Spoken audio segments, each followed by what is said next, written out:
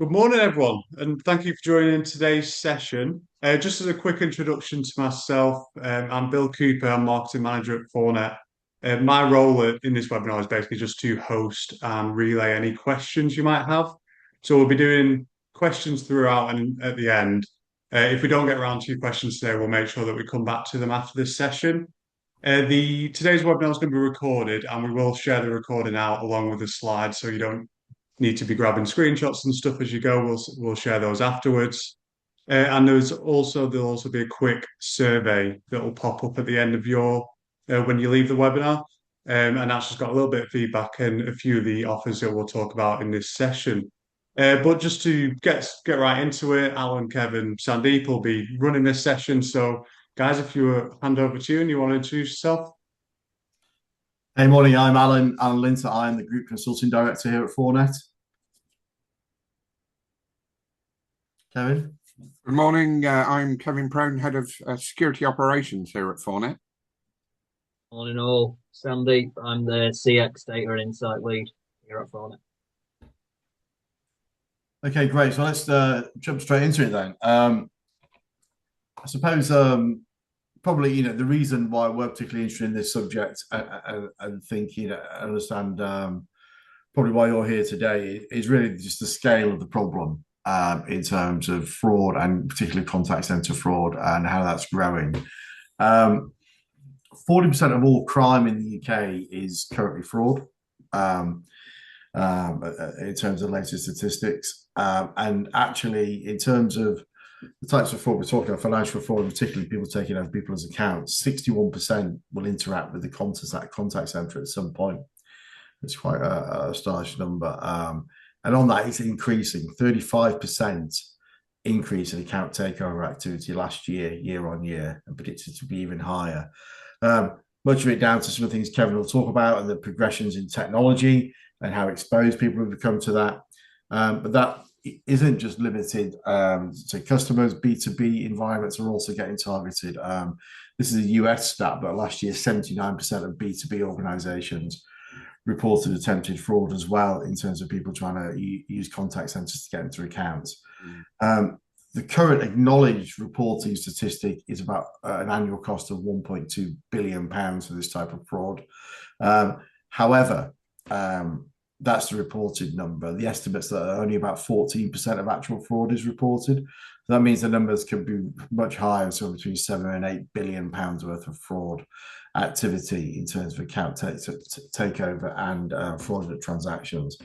So it's a huge and growing problem. And I think as people make their digital environments more and more secure, the chances are that people will target contact centers more and more, particularly as the tools that are available now in terms of AI and voice cloning and data harvesting, which we'll talk about in a little bit, are becoming more and more sophisticated.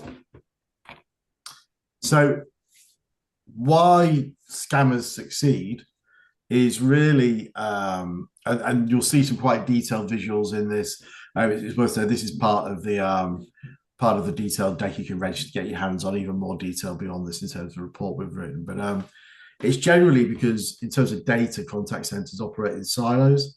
There's a network silo, which is becoming harder and harder to spot scammers in, I suppose, that they can, as much as you can block numbers, depending how sophisticated you are, those numbers can be spoofed, voices can be cloned, and that's becoming increasingly difficult to manage. There's an IVR silo. They don't disseminate or treat any customers differently, potentially. There's no context potential nature of it, and therefore that's another silo of data where people are probably probing your system today and working out the weaknesses in any process that you use IVRs to do some level of ID and V in there, and that can be done, increasingly with bots. And, we have some. Kevin will talk about some of the things he does in that space. There's an agent silo. The agent can often be blind in terms of contextually knowing what's happening in terms of that. And increasingly, we'll touch on this, that they could be, subject to socially engineering scripts that are being written and very clever and know your policies and procedures potentially in the way they gather information. And then the quality element, we've talked about this for a while in terms of quality assurance, is really, if you're trying to look at these things, potentially real time now with some of the real time management systems and quality systems. But if you're doing it manually or sample basis, you are looking for a needle in the haystack. And so you end up with this element of scammers know this. They know that about your business and look to exploit it. They look to exploit the fact that you're not joining data up between each of these points, and cleverly start to work their way through the chinks in your armor. It's not saying you haven't got the tools, but the fact that the data is not shared between them, or you don't have an overall view of the data. And so therefore the attackers know. I think it's a really good thing for us all to remember that your IVR could well be done. The agent's blind, and the way that you maybe look through your data to spot these things is random, or best, a sample size. So linking those points of data together to get a view what might be happening in the network in terms of how you might be IDVing people or the IVR and how you work that into conversational markers, and actually how you're looking at those things to support and prompt with fraud markers. It becomes really key. So we see that using data and joining it across these 4 key silos is the way that you stop being, dumb, blind, and random in your approach to spotting when this might be happening. So yeah, so sort of picking up there from your point, Alan, around dumb, blind, and random. Really, what you need to do is understand your enemy and understand actually how they're working, right? So they're not working in silos. They're actually working in quite a sophisticated manner, and we'll come on to that in the next slide. In fact, we'll bring that forward now. So when an attacker is working with people, they often people think that they're just a victim of some sort of random piece of contact, right? More often than not in this market, a significant amount of reconnaissance has actually been undertaken before they even contact you. So when we talk about contact center fraud, essentially they will know pretty much who you are, what you do, everything about you, and we'll come on to the OSINT side of reconnaissance in a little while. But they're taking data and gathering lots and lots of data, and now with the ability to use AI to pull those data points together, they're going to have some very sophisticated reconnaissance. Okay, they're then going to want to actually pick your target. So there's no point in targeting somebody for fraud if there isn't lots of data to come out of that can be sold on to other markets, into other businesses, or indeed high value return in terms of that campaign. So pretty much think of contact center fraud as an outbound campaign into your contact center.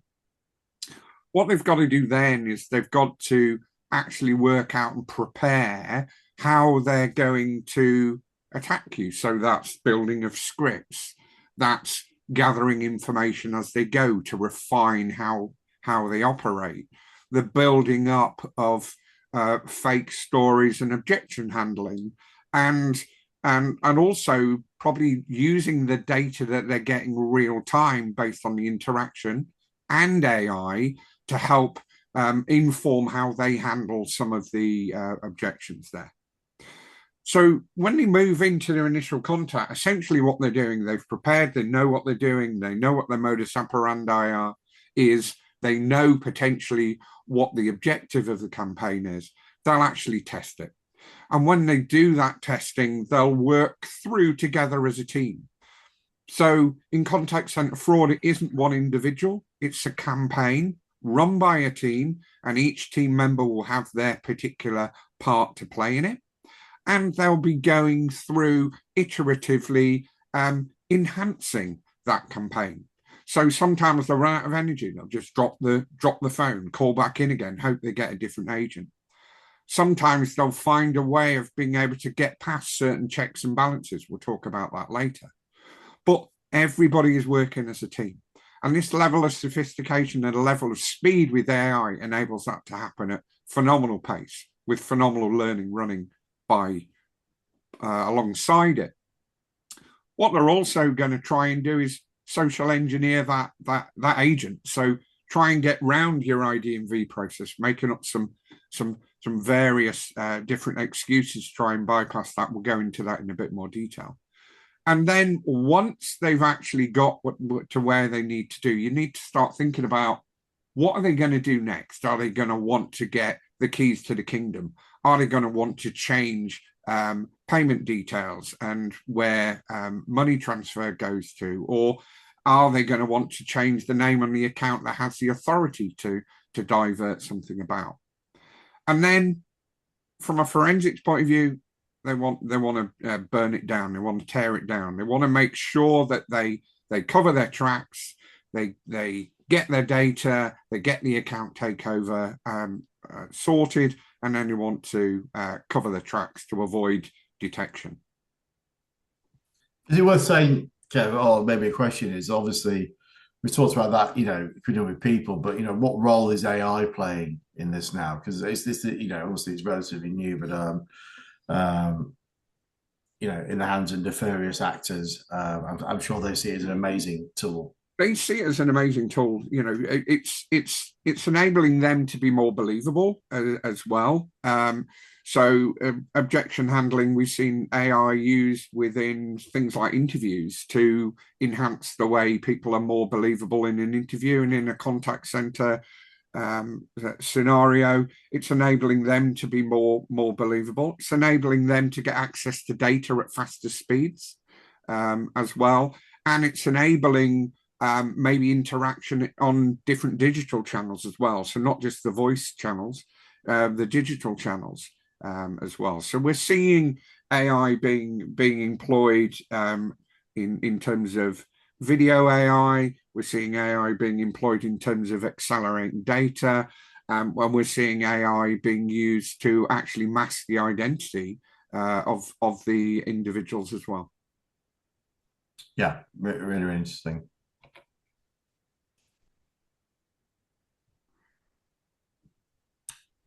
So we're on to the conversational cues then. Yeah, I think it's interesting to think, you're talking about that, but there are some patterns and techniques that people use for that certainly you can look for in your conversations to see if you've been targeted, right? Absolutely. And I think, again, when it comes to social engineering, we've got to remember that this predominant channel will be via voice. They'll be talking to an agent. One of the things we've started to see is people declaring vulnerabilities themselves. So as part of contact center governance now, we have to deal with individuals that have specific requirements and specific needs. So declaring vulnerabilities from the outset can often be used as a technique for the attacker to mask maybe a not real vulnerability, which enables the agent, well, really softens the agent to be more accommodating. Other things we're seeing as well is urgency and pressure. So if you're wanting to get access, my boss has told me that I need to change the account details. My boss is very pushy and I need to get this done. I'm new in the organization. Can you help me here? The pressure tactics obviously work. And remember that the psyche of the contact center agent is to be helpful, not obstructive. And part of our human nature is we want to help people.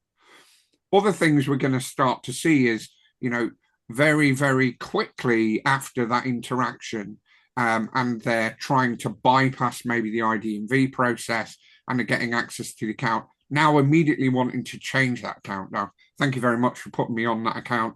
I need to be the master on that account. My boss doesn't need to know that anymore. You'll also see in the conversations unnatural hesitation and unnatural cadence in the conversation. Now, those nuances within speech, can you tell me the name of the organization that you work with again? people pausing on that. Can you just validate your name again? There are various techniques that you can use in the interactions that help sort of validate and reaffirm you are talking to who you think you are talking. There's a really good use case of crying baby. I would recommend people go to YouTube and Google crying baby account takeover. And this is where noises are played in the background while a call is going on to show a heightened sense of anxiety. So in this case, it's a mum. She's got her daughter with her. She's working from home. Her husband's gone away for a couple of weeks. She needs access to the account. And, she's using social engineering techniques very successfully to get access to the account. And then ironically in that video, lock her pseudo husband out of that account as well. So those techniques will be used. Now, that doesn't mean every time you hear a crying baby in the background, you should be worried about it, but you should certainly start to trigger some alarms. And then, attempts to take control of the verification process. We're going to send you a one-time password to your mobile phone. Well, I haven't got that mobile phone one with me at the moment.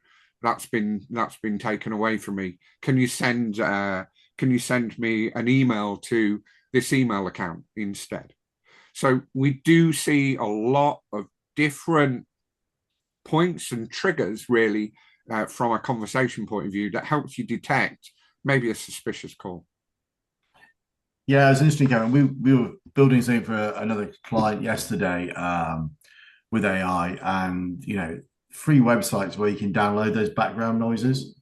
You can simulate being anywhere, walking down a busy street, in a office, in a contact center, crying babies, you name it. You can make it sound like you are transacting anywhere, and it's open source. You can just download it and plug it into your phone and your AI and your systems. And it's freely available. Yeah, it's freely available, and it's available at scale. You can actually download soundboards and just play whatever interaction you need. Yeah, and that cost of either it being free or the cost of the AI dropping to such a low point these days means that nefarious actors are rubbing their hands using it, to do the stuff that not for good, as it were. Yeah, absolutely. They're not using it for good. And remember that AI gives them other ideas. So it enables you. The LLM models are enabling you to think on your feet and be a lot more fleet of foot as well.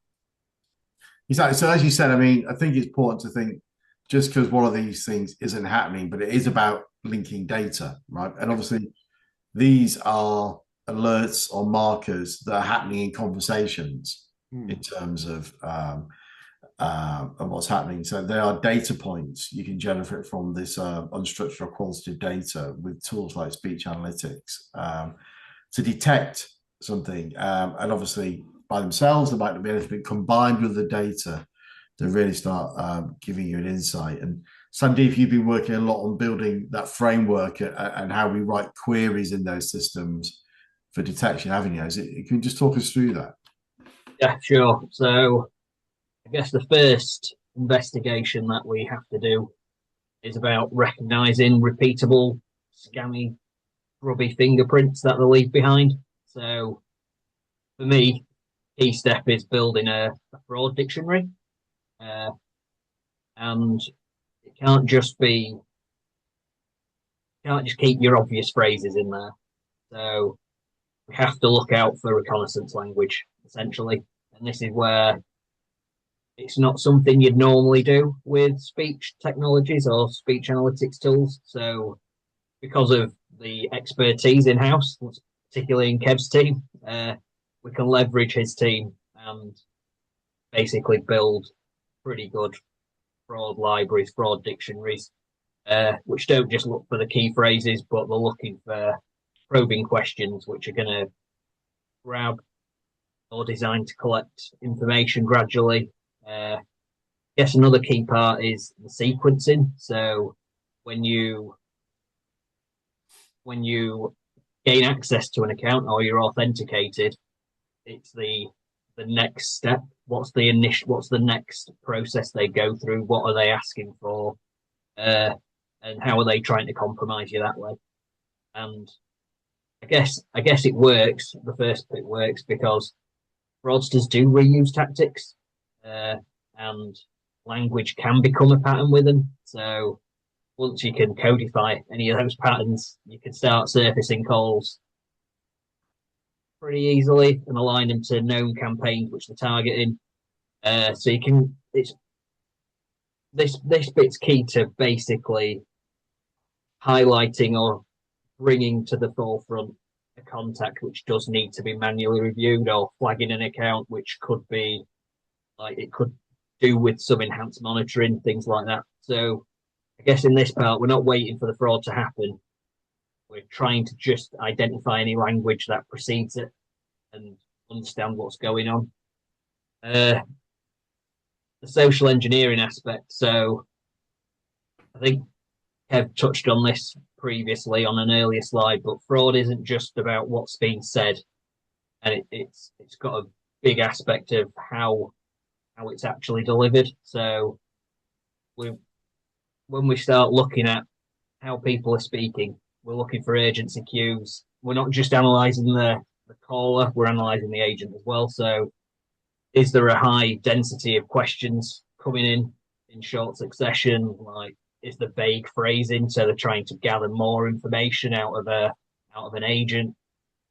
And low agent talk time always flags up as well, because they are pushing the agenda rather than allowing for information to come back in a natural way. And they're clever. Fraudsters are clever. It's not. They're adaptive, aren't they, Sandy? Yeah. That's one of the things that we see, is that particularly within the contact center, they're feeding that adaptive language back into the next call and almost helping to drive that narrative. So they're getting really, really good at it. Very, very good at it. Yeah, it's I guess the key part, the second part is, for me, manipulation leaves behind traces, behavioral traces, and you'll see it even though they might be using incredibly neutral language. They're not using terms and phrases which stick out. So you need to look at the first two aspects very closely. Another one is emotion. Emotion is actually data. It's really good. Emotional inconsistency within data is how fraud will reveal itself, I guess, here. So tagging calls, again, key markers, elevated stress levels, frustration spikes.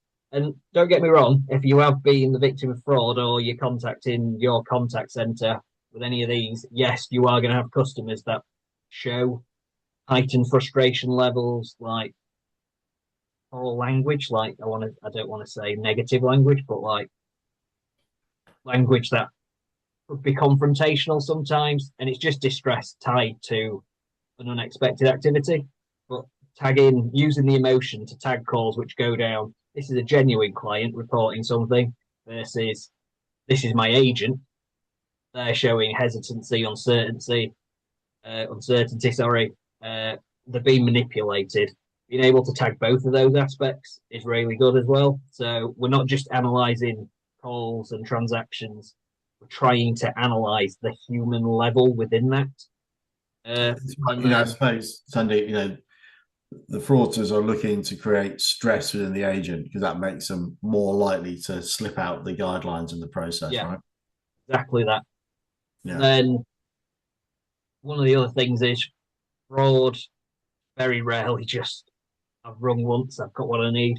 It's not a single interaction, it's a sequence of events. So we have to examine behavior across multiple interactions. Like we have to repeated requests for account changes, multiple calls, short time frames, different agents, but the same probing questions being delivered in a similar manner. Most of the time, we'll try and gather this information gradually. You're not going to have one hit. You'll see how much information you can take, and you'll go back. That worked. We'll come back again, and we'll take more. So I guess with the cross call anomalies, identifying the reconnaissance questions, how they set up the fraud, like the different stages of it that they will go through. And although a single call might look normal, patterns across all the calls reveal the true intent. So you'll see duplication of attempts. And just to add, all of these in isolation don't give you a full picture. You have to combine them and stop being like, you might find something in investigation 1 or investigation 3, but when you combine them, build an actual proper fraud, I want to say fraud intelligence model, but it sounds a bit big-headed or whatever, but like that's what you have to build. Like you need to start scoring your interactions across multiple different areas, and then just to jump in there, Sandy, that tees up a question I got. Someone messaged me, and they were just asking how different are these kind of like fraud detection models by industry? Well, they do vary. It depends. Well, it depends on your industry. What data do you have? What data is valuable and likely to be stolen or fraudulently taken? Kev, do you have anything to add? You're better at speaking about these things. I mean, yeah, generally when you're talking about industries, yes, the techniques are very, very different, right? So, and the other thing to think about is, you know, the modus operandi. What are they going to want to do? If it's B2B, it's account takeover, it's potentially one technique. If it's particularly within financial services, yeah, then the modus operandi might be, I want to get access. Let's give you an example from a banking perspective. I want to get access to money. I want to move money on. So the techniques are different, but the points that we're talking about here is that the process that is used is the same. Essentially, they come up with a campaign. They work their way through. They try and break their way through the ID&V process. They then try and get to account takeover. They then try and get authorization, and then try and move money out. And the other area, it becomes, from an adversary's point of view, you need to pick contact centers that are big enough. Because you think about, you know, me being from the cybersecurity side, I want to make 4 or 5 different attempts. If there's a contact center with 2 or 3 people in it, dropping the phone down and trying something else 2 minutes later is very, very easy to detect, because but at scale, very, very different. Very, very different. And people will also start in industries if you've got different channels. So if you've got a digital engagement channel, and then you've got a voice engagement channel, you've got different channels.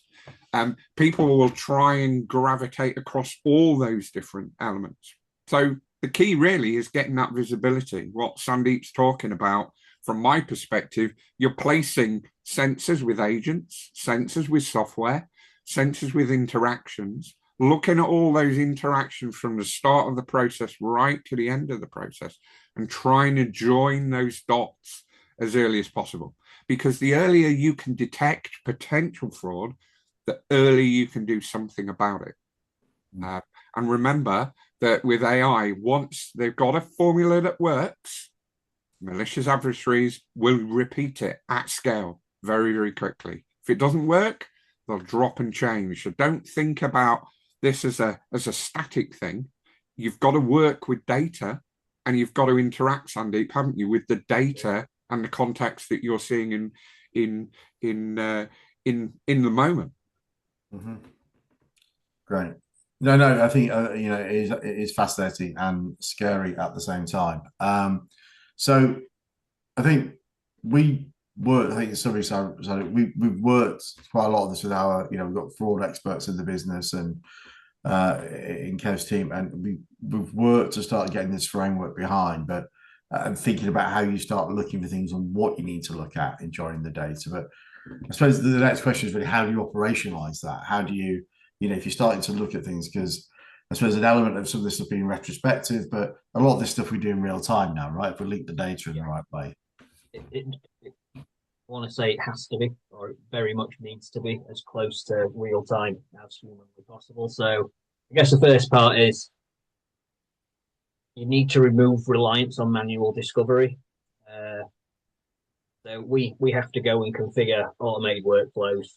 So it acts as a real-time tripwire. You're just trying to stop it at source.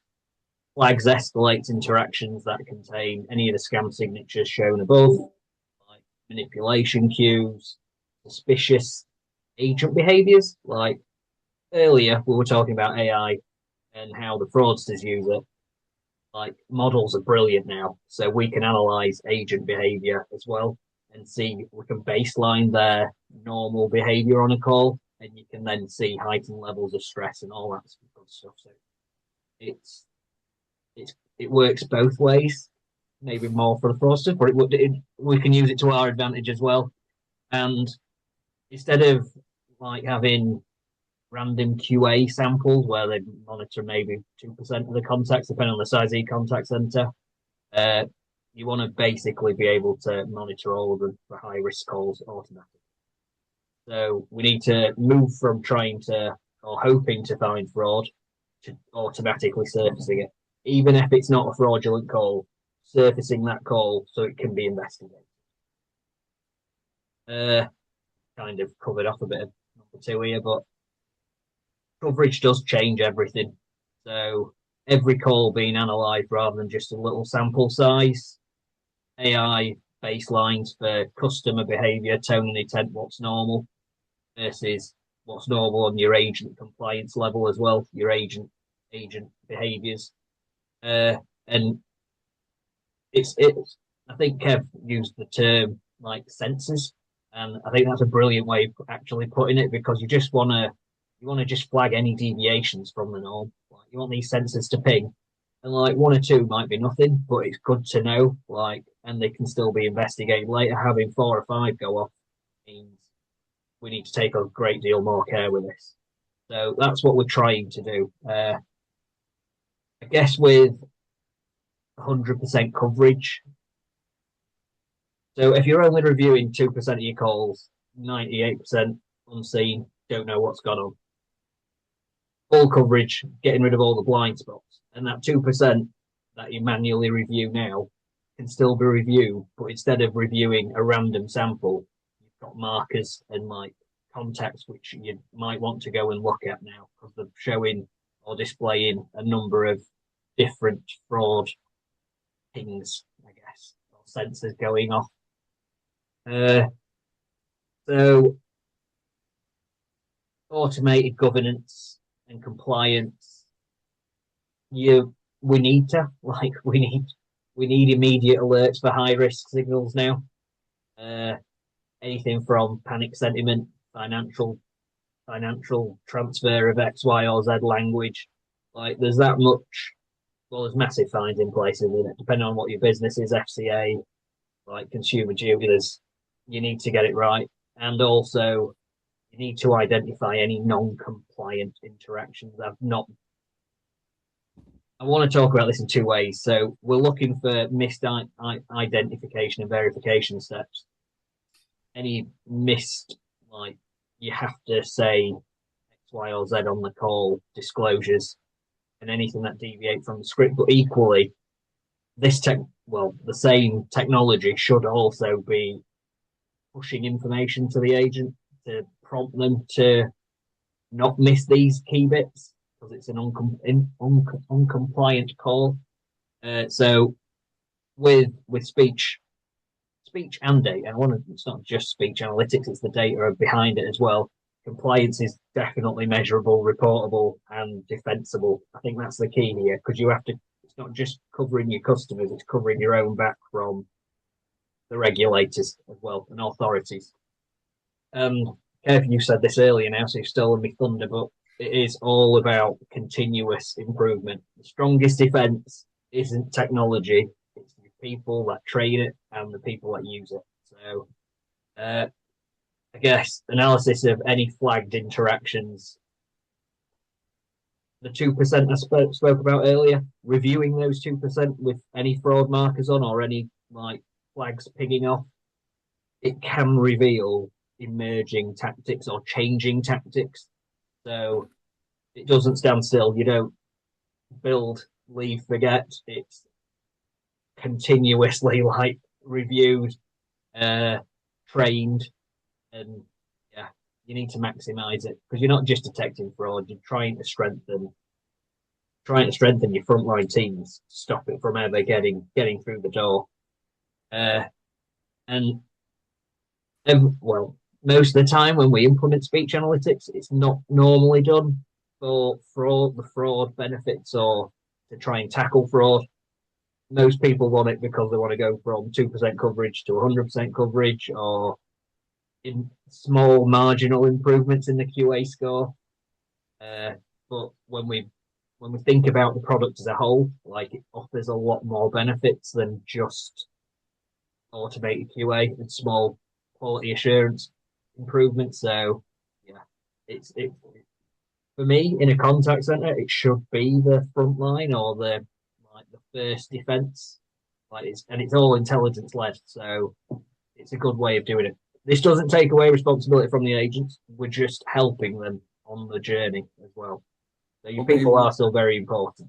Yeah, I think the point you're making there is, your defense is not static. There's techniques that are being used are not static. Well, the processes, but the techniques might change. And the key is with security, I always say, it's not set and forget. You've got to continually work at it. You've got to continually enhance it. And the idea is that you want to be driving people away from attempting fraud yourself because it's just too difficult. I use the analogy of walking down the road trying the handles on the doors in all the cars. If you leave your laptop on the back seat, your window open and it's unlocked, you're asking for trouble. You're trying to put those processes in place to push them to other channels. And remember, once you've got through ID&V, there's other things you need to start thinking about. Social engineering, right? Past IDV. Sorry, can I take your number and call you directly back on this number? Once people are out of that psychological, that when they're in an uncomfortable situation as an agent, you do things that you wouldn't normally do because you want to resolve the issue for the customer. So potential detection needs to change. Your sensors need to change. And your surfacing of that to the agent needs to change as well. Yeah. At the end of the webinar, I think there's a little survey, and if you'd like to hear more or get any more detail, fill it out, and yeah, we can get in touch. Just a question I've had from Ryan on that part, Sandeep, is about how long does it actually take to set up a platform like that? And that's not just kind of turning it on, but setting up those unique sensors, like you're saying, that the initial continuous refinement.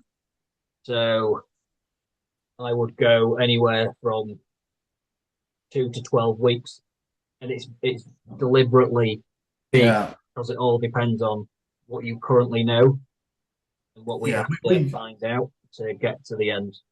Sorry, Al. Yeah, I was going to say, Sandy, I think, one thing that we're probably saying, we're not doing, we'll certainly say, depends who's doing it and where you're from. We're not doing it from scratch. So we spent a lot of time, in the past supporting FCA and writing queries that can detect any one of sort of the 84 categorized vulnerabilities that we can see in regulatory measures. It's in the same way we've now focused on building the speech analytics prompts and queries that help you detect fraud, which means we can just deploy those and then tune them. If people are starting from scratch themselves, it could take them a lot longer in terms to get to those points. But we would, like Sandy said, 2 to 12 weeks for us, depending on the amount of tuning needed to the industry. If you're doing it yourself, it could be longer depending on your skill set and if you're starting from fresh, as it were. Okay, so it's not just, I suppose, Sandeep, it's just not those conversational markers. There's other things in more quantitative or, I suppose, more traditional data points that people should be looking for, right, as well, to stitch together in this three-dimensional view. Yeah, there is. So I won't read the slide, but we have to collect data from as many different sources as possible, and then find the thread that runs through everything and stitch it all together. So it says like, we'll look at your telephony data. We'll want to match, depending on what your telephony data captures, we'll want to match it to your CRM to find out what the contacts were about. We need to piece together a full picture, not just look at siloed data sets on their own, because yes, they will highlight your telephony data set, for example. Yes, it will highlight your short calls, your repeat contacting, telephone numbers coming in. However, it's not going to tell you the full picture. So yes, it will highlight a lot, but without having your CRM data and understanding, well, they've tried 6 times, they've spoken to these 12 agents, and then overlaying that with your CRM data, saying on this call they got this bit of information, and then they tried to do this, but we didn't let them, but they rang back whenever, and then the CRM will highlight the next action they took, and that's when more and more markers or sensors are pinging. So yeah.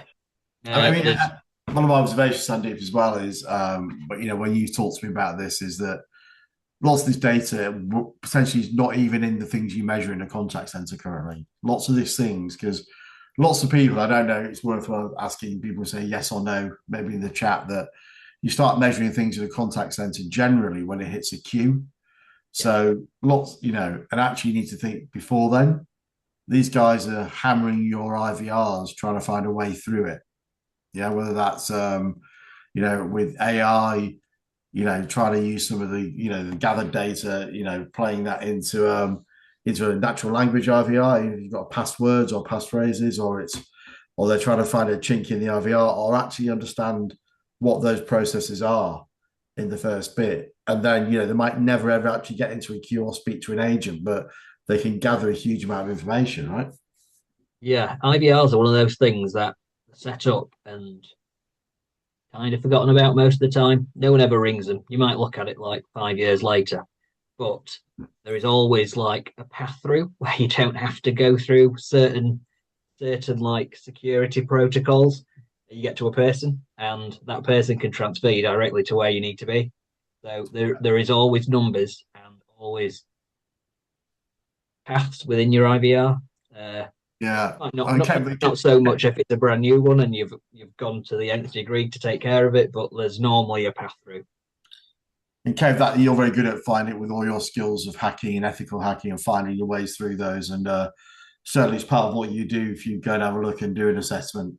Yeah, absolutely. I mean, for me, it's about breaking as many rules as you can and avoiding detection while you're doing it, right? So, if you see that there's an ID&V, you can ring the main switchboard and be asked to transfer it in.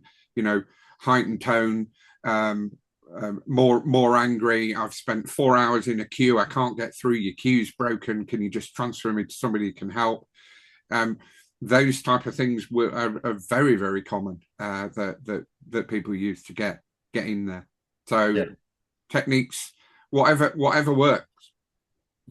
Yeah, and it's worth saying, I suppose, Sandeep, that we've liked the speech that we have written a bespoke set of reports, or certainly guides on report that people get information on it to register at the end of the element. Yeah, so it's a good point, Kev. Just talk about ID and V and IVRs. Sort of moving away from an agent into contact centers into things that people traditionally might put in place to ID people, like an IVR or a natural language IVR. I'm interested just in terms of your views of, what the watch out for and what makes an effective IDV and an IVR. Yeah, absolutely. So, when you think about how you're going to break a system, how are you going to hack a system, if you have you need automation, but you do need a consistent process. You need to pull people through a consistent flow. But if that is a consistent flow and it's not randomized, then that can lead to a high level of predictability. And with high level of predictability, you can engineer out those things.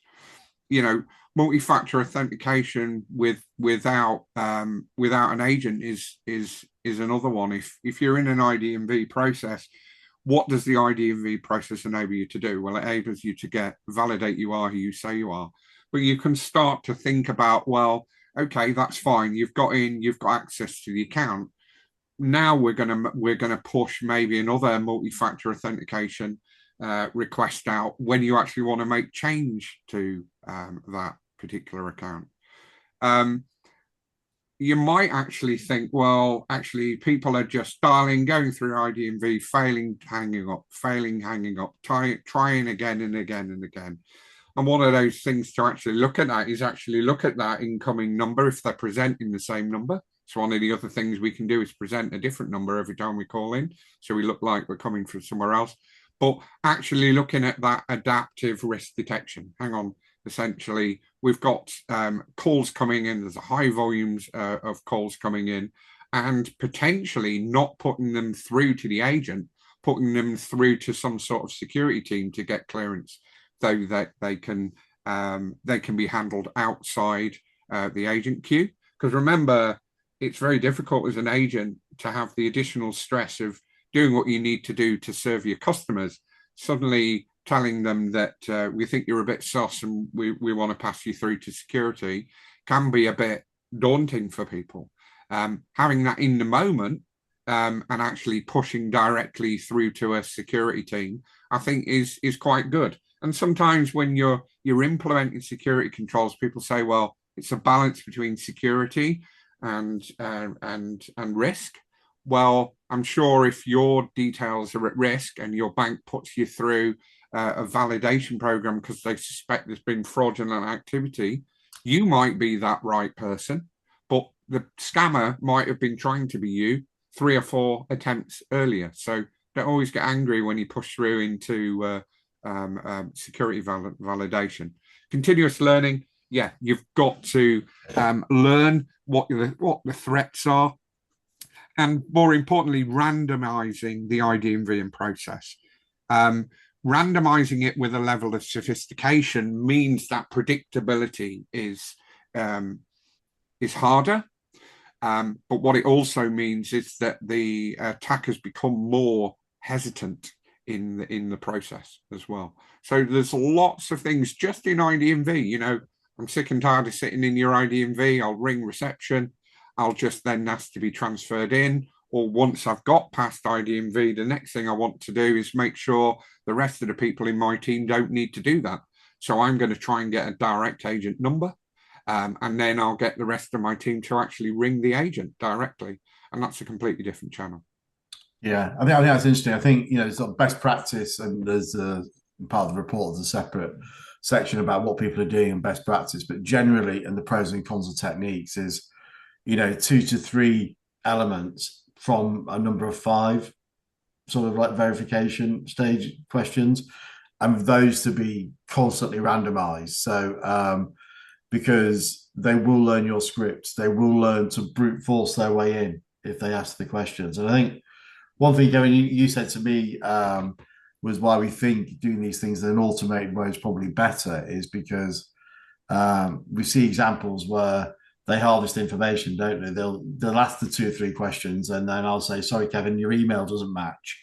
Yeah. So they don't get in, but somebody's going, right, well, the telephone number was right and the address was right, and I just need to try another email next time. Yeah. So actually, you can lock it down and stop agents trying to be helpful, which sounds awful, doesn't it? But we can remove that pressure from the agents and the threat and the exploitation. I think that, you know, that's really interesting. So one of those things, Alan, is if you start thinking about, if I use AI for malicious purposes, I can record that call and say, how do I make that better? How do I overcome that? Yeah. You can run your own speech analytics on it, right? Run your own speech analytics, and it's readily available. Yeah, weaponizing the very tools that we're all trying to use to defend against them. So we've talked about what we do at an agent level in terms of the conversations and the data bit, that's, you know, the quantitative data.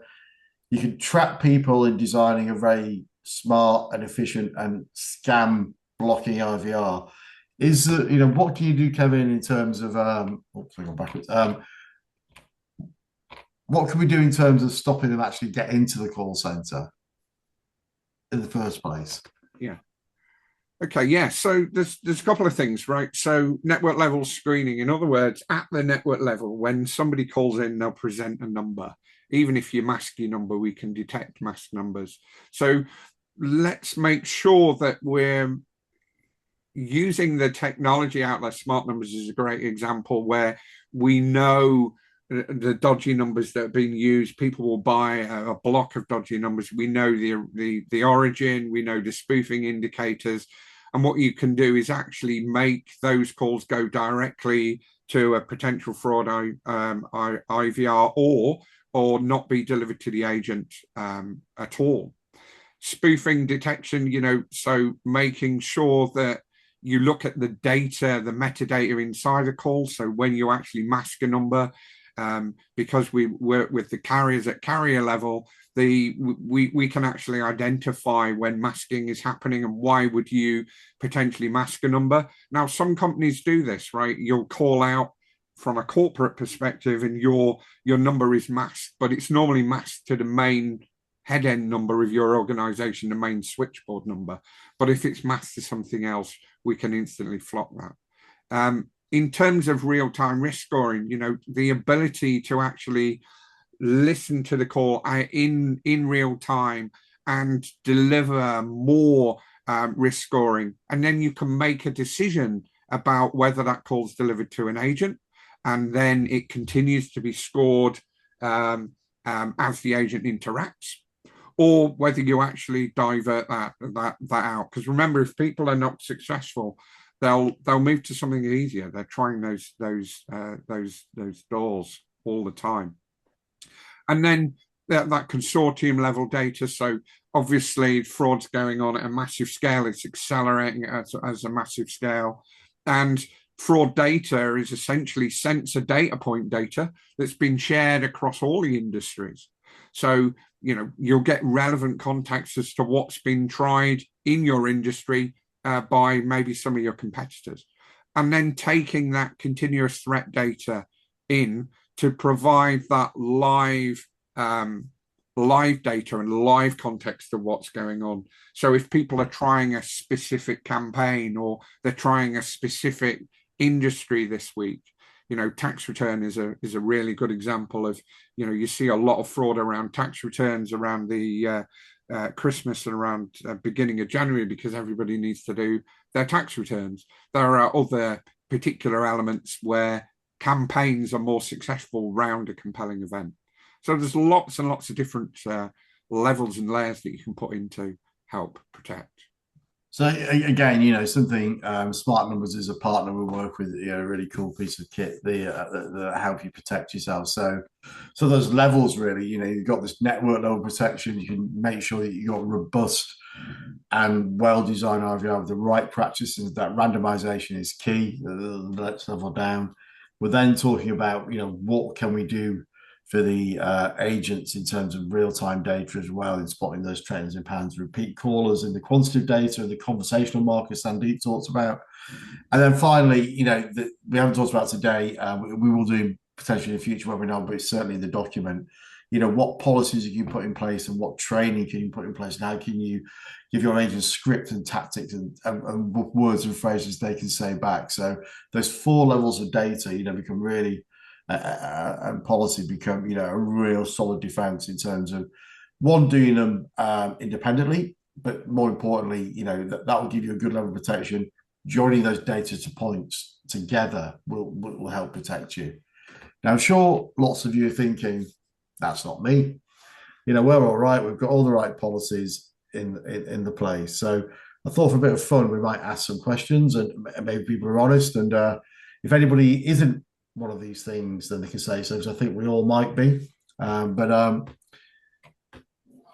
suppose some questions to ask yourself, have you got a social media or professional LinkedIn type account, profiler account?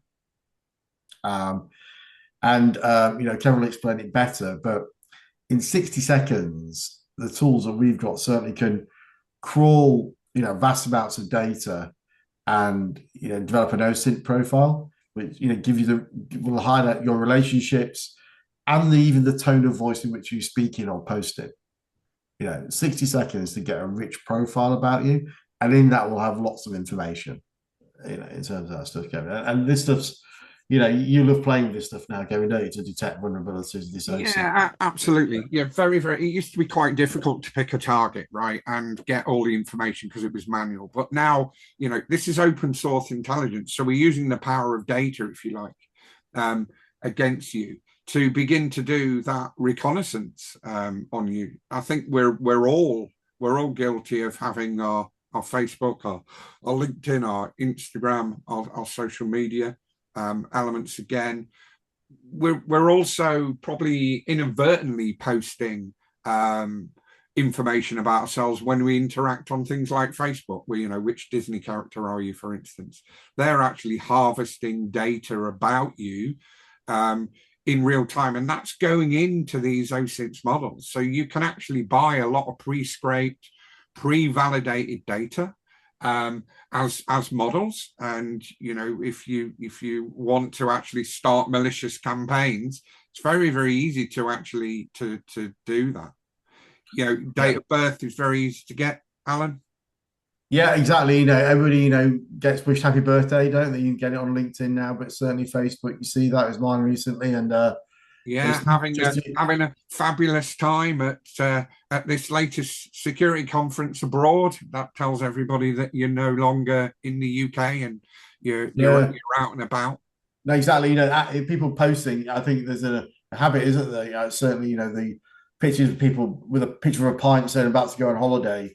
That is something people are looking for and scraping to know that you're going to be in the air, you're going to be on a plane, you're not going to have a signal. That's the time to go for the SIM swap fraud and then get into the contact center to take control of your accounts, because they'll get potentially your dual factor, multi-factor authentication tool away from you. And they know they've got a window of time to do it, So as long as nobody so far hasn't got a profiler account, hasn't, posted about the pet, that's a good security name, your pet name, actually wishing your mum a happy birthday. We'll get to, potentially get to a maiden name. We'll work out your maiden name is. If you've published a video, I think, a matter of 2 years ago, if you went on tools like 11 Labs and those tools, 11, I think it was 2 hours of reading into the system now to get an accurate voice clone. Yeah. You do 30 seconds of audio now can create a 95% accurate voice clone of you. So as long as we haven't done any of those things, or ever hosted a webinar where people can grab my voice, or published a video on TikTok or Instagram or Facebook that might be speaking, and then you're safe if you haven't done those things. That's great. Pictures of yourself. Again, those pictures can be animated now to create deep fakes that are beating proof of life checks people put in. And then going back to the pictures bit as well, people checking into locations, right, Kev, the metadata, they're either checking and telling you people you're in a location or posting a picture that has metadata tags on it. Yeah, absolutely. I mean, this is some of the work that we've been doing. We do some security investigations at forensic level, right? So as soon as you take a photo, give an example on an iPhone, it knows the location that was taken. It knows the device that it was taken on. It's got a hell of a lot of data that can be used against you. And again, it's not really mentioned here. I'm sure there's none of us are using the same password everywhere. So, there's OSINTs to get that sophisticated harvesting of data. But if I can get hold of your password and just log in, then it's a lot less effort, right? And it's a lot faster return. Yeah. But if anybody on the call has said yes to any of those things, what does it mean to them, Kevin, really, in the process we've talked about? Well, it means that you're under reconnaissance. Somebody is gathering data on it. They just haven't picked potentially a cause. It could be that it's happening right now, and you just don't know about it because you haven't got those sensors, you haven't got those markers in it. So what it does mean is probably it's worth having a little bit of an OSINT review. So what information is out there open source? So we encourage people to register their interest for a scamming risk assessment. What we'll do is a very quick 5 to 10 minute assessment of individuals, and just show potentially what information is actually out there for that potential reconnaissance stage. And more importantly, maybe give you a little bit of insight how that could be leveraged for you personally, because we're all individuals, we work for organizations, and how that can potentially impact the organizations you work for as well.